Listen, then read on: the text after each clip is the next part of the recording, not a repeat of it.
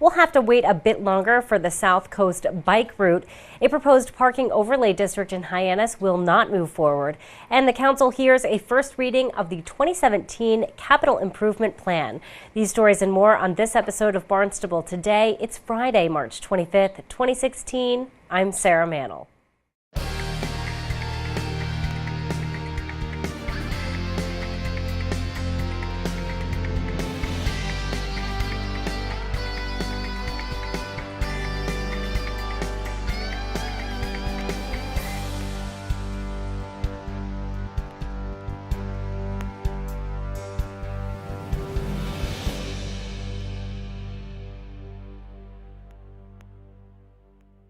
A plan to place signs along a popular bike route in town hits an unexpected roadblock.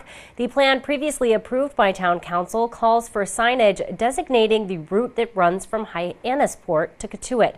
DPW Director Dan Santos updated the council on the effort. The capital project was actually titled Bicycle Accommodations Program 2 years ago, and we are now at the point of implementing this. And we have developed, in conjunction with the Growth Management Department, Cape Cod Commission, and primarily the Cape and Islands chapter of Mass Bike, been working on the South Coast bike route, which is, as you can see here on the map, it's a route that basically runs from Hyannis to Cotuit, and it's about 15 miles in length, and it runs through Hyannis, Craigville, Centerville, Osterville, Marston's Mills, and Cotuit. It goes through 5 of the town's villages. And what it includes, the features are a number of indicators on these roads to indicate the route and the fact that it's a shared route. The road is to be shared with bicyclists, excuse me. And so these are, there's 3 real parts of the signage, and these are traffic signs that would be on a signpost and that are along the route every quarter mile or so to indicate both to drivers and the bicyclists that they are on the South Coast bike route. These are directional signage that will be placed at places where there are major turns or where there's any question where the bike route may go. These signs will be located along the route. And then finally, there'll be pavement markings that look like this, that will be in the road, in the travel lane of the road, to indicate primarily to motorists that this is a bike path and it's a shared use roadway, and that they need to be aware that bicyclists will be in the road and will be traveling along with them. The last part of the program is the installation of bike racks, and they're going to be located both here at the Town Hall complex and in each village center, as well as the Geyer Barn and at Craigville Beach. The project is going out to bid very shortly and will be completed during the spring in time for the summer. Town Councilor Jim Crocker raised some safety concerns. What I was describing is the paved way from the center line out doesn't have an area to give up 3.5 feet and accommodate a bike and an automobile. Yes. And now we're inviting bikes onto the surface at a greater length than we ever have. Okay, I'm sorry. I did attempt to address your question because we're not adding another 3 feet or taking it. I know that's the most disappointing part. So you and I agree. We're running in a very narrow paved way, a paved way that wouldn't meet today's standard for TIF money or for anything. And now we're taking and identifying 3.4 feet of a small way to be designated as the bike path and to invite other bikes, more bikes, onto the way. Well, this seems inherently lack of safety here, and it appears a major inconvenience for anybody who may be commuting by either automobile, and the bus route goes over a number of those roads. The bus route the bus itself is sized wider than the remaining lane in many of this miles of distance that you're showing me. So we're all going to be trailing bikes? Is that how we're going to do this deal? Well, it's like on any other route where the bicyclists are, that they have to share the road, and vehicles either have to go around the bikes when they can, or they have to travel behind the bikes, and the bicyclists know that they need to keep right. But we don't. Bicyclists are are concerned about their safety, as they should be. They wear very bright colors, they wear helmets, and they're very concerned about where they travel. If you designate them to have as much as over 3 feet as we have in these posted signs, that's more area than I believe they take now when I'm driving that area with them, and you're inviting more bikes onto the way. After much discussion, the council voted to postpone the implementation of sign installation. Town Council rejects the proposed Hyannis Parking Overlay District. Chair of the Parking Committee, Councillor Jen Cullum, says the committee was tasked with reviewing parking lots in Hyannis for several reasons. Yes, so thank you for the public comment. I appreciate it. I appreciate your service, Felicia and Mr. Munsell. Thank you for coming.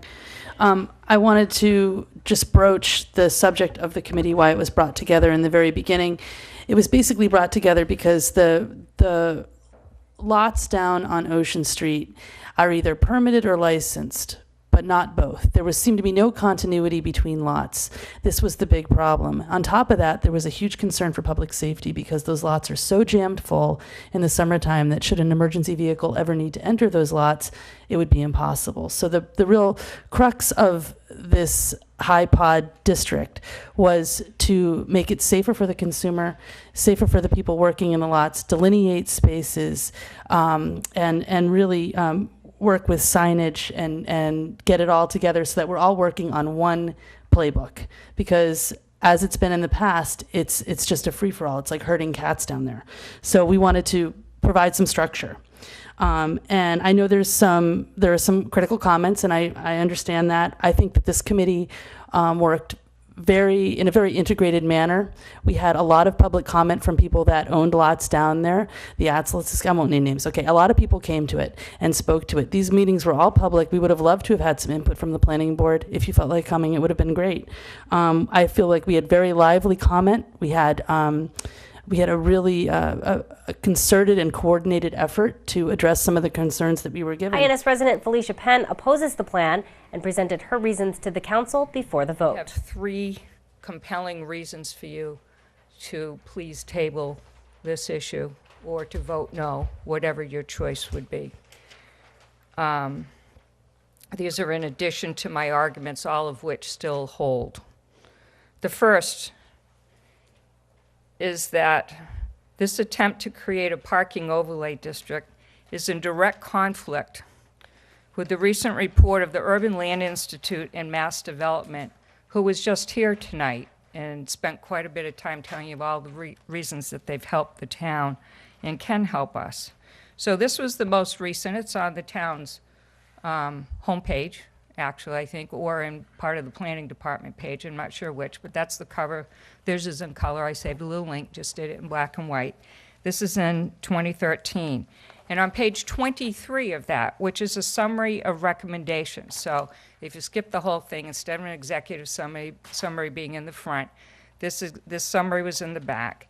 And there's a little sentence here under their long-term vision, short-term menus, and their recommendations to us. We paid a lot of money for this, okay? And some of you might have been part of the planning process for this when they were working on this. The planning board was not. I was on the planning board at the time, but we were not part of this process.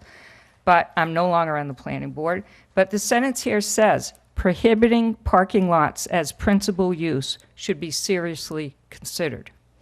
This is a summary of recommendations, okay?